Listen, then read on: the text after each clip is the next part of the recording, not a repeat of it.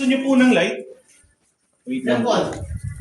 Opo, you can turn on your lights on your phone po. And pero may pin light po ako ditong extra, which is pwede po natin magamit. Kaya sa dulo po. Ito po yun. Pailaw pa. Alright, sige po. Diretso po tayo. Ready pala si Papa eh. Bakit o? Ano ang apelido niyo po? Mga tiga-uwas? Po? Kapistrano si Mama. I see.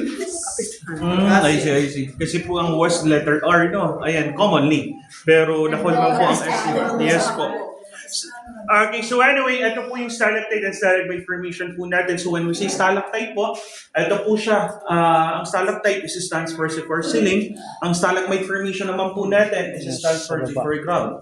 Ito po ay upward, ang position ng pagtubo niya. Ito naman po ay downward. So there's a possibility na after thousands of years, ito po ay magdudugtong. Ito yung result po natin. No? Yan po ay cave column kung tawagin. Ayun. So dito po, ang responsible lang po sa pagtubo ng lahat ng formation na nakikita po natin dito, ari lang po na tubig, no, na pumapatak dito.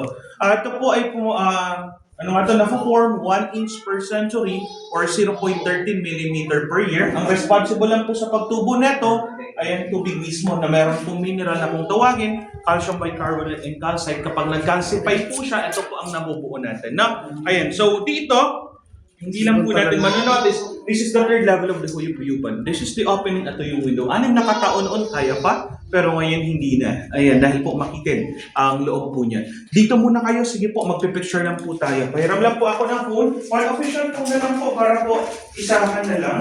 Yung iPhone lang. Lagi na lang. Holy shit. So dito naman, kapag tuminala po tayo, wag lang po. Tama nga. Papait daw. Ayan, may tubig. Ayan. May tubig. Yung chicken joy nasa dulo. Ayan, hindi mo po natong tapusin. Ayan. Alright. May tubig. Kami na sa phone ko. Hindi ko ginagamit eh. May tubig talaga siya. Ayan, mga tubig po na pumapatak ko yan. So buti ngayon po medyo Malamig ba to? ramdam po natin ang iba yung tubig. Or yung hangin. So dito po na, ayan, meron tayong panike. Ito pong maliliit na yan. That is kulapnet sa Bicol dialect po. No? Opo. Sa amin, sa inyo, kulapnet. Sa West Miraya, sa East Miraya, kulapnet. Okay, ito po yung leaf nose bud or Synaptinus brachialis. Maliliit lang po ito. Ito po ay kinakain lang po natin insekto. Well, ito naman po yung kalabidong. Okay, were known as the greater musky bat po, no? Ayan, ito naman po ay frugivore. Okay, despite of its size, okay, yan po ay kinakain noon nung giyera para lang po makasurvive. Opo, no. Ayan, pero ngayon, this is well protected by our law through wildlife act po. Bawal po ngayon siyang hulihin. Pwede naman kung gusto po, makulong. Ayan. Hindi, kung abot mo. Okay. So anyway, dito po, ayan, itong hagdanan natin, ito ay kinonstruct po 1972. Lahat po ng man-made formation dito, 1970s po ito kinonstruct. Ayan, at aakyat po kayo rito, tara po. Ayan. Ito ay madalas pag-shootingan po ng pelikula noon. Ayan, ang pinaka-recent dito na pelikula is yung I Love Lizzie noong 2023 po. Ayan, 2022, nag-showing 2023. Aswang na movie noong 2018. Ayan.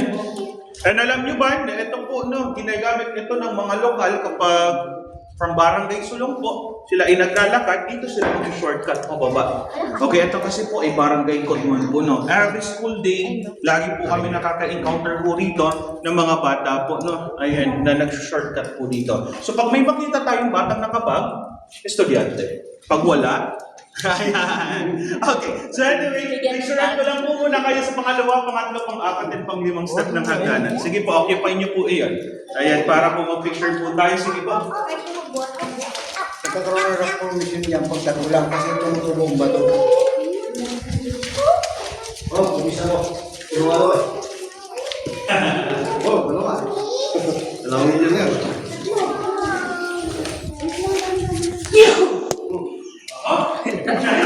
Bless you. Bless you. Pwede dito? Bless you. Pwede dito. Sige po, occupy niyo lang yung mga nakagad po sa hulingan.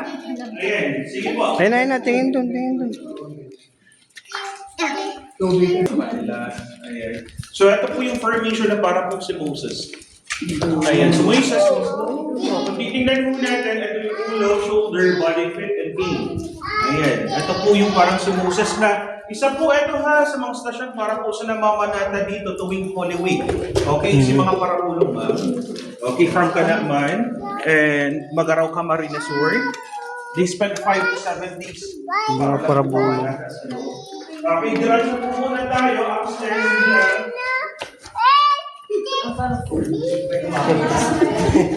May kumakanta pa ng ABC.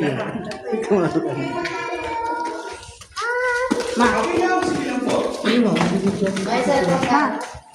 Sige naman, ingat lang po tayo ha, baka po matalisod po tayo. Ito po yung tinatawag po natin bento. Okay? Ayan. Napakarami po. Ang bento po natin, ganito po siya kaliit natin. Lumalaki po ito ng lumalaki. Okay, hanggang maging cathedral doon dahil po sa weathering po na process. No? Okay, ingat lang po tayo dyan, sir. Baka po mahulog ka dyan. Kaya yan po ay may tubig. Ayan. Opo. So currently po, narito po ngayon tayo sa pinakagitna ng Kiev. No? Before tayo mag-continue roon, ayan, dito po tayo dadaan. Okay, pero hindi po doon ha. Dito po sa kabila. Ayan. So ito po no, ay papaliit ng papaliit hanggang sa dulo. Dito po si famous journalist nahirapang makalabas. Ayan, sino siya? Hulaan nyo na lang po mamaya. Okay, basta mataba ang clue. Ayan. Okay. Jessica Soho. Tinatawag po namin siya, so wag ka na mga sexy. Jessica Soho yun eh. Iwan na kami. Sino po? Jessica Soho. So anyway, ito po yung stalagmite formation ng uniform. Ito po ay nasa 15 plus years old. Okay, ito naman po yung early form ng stalagmite natin. Hindi pwede pumunta dito. Ito po mismo. Ayan, nakaharangan lang, hindi niyo po nakikita. So anyway, diretso na po tayo. Mag-iingat lang po dito ha. Huwag dyan po diretso, dito po tayo. Tara po. Ayan na naman siya. Hindi na naman mag-disgrasya kayo dito. Wala, huli na. Dalawa kayo. Uy, wag daw hawakan. Don't touch. Dahan-dahan.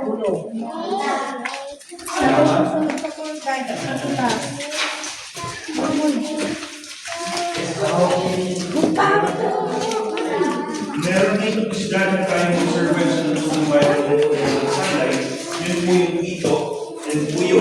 Ang buyo sa amin is apply ng perch po. Okay, that's the English name. Eh, yung makikarap tayo sa buyo. What? Okay, so meron po dito medyo ano lang. May tubig.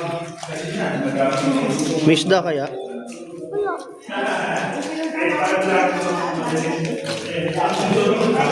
Ilog. O sapa. Ano yun?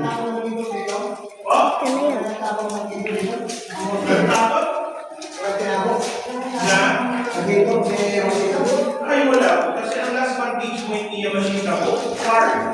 Kung niya wala po dito.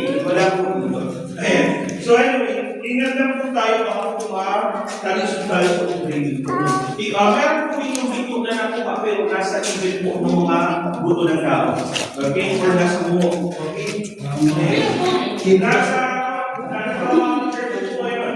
Hindi po. Ang effect is, ano po yun? Pasak sa Tagalog. Okay? Isang nagsisilbi Hindi tayo mag-video.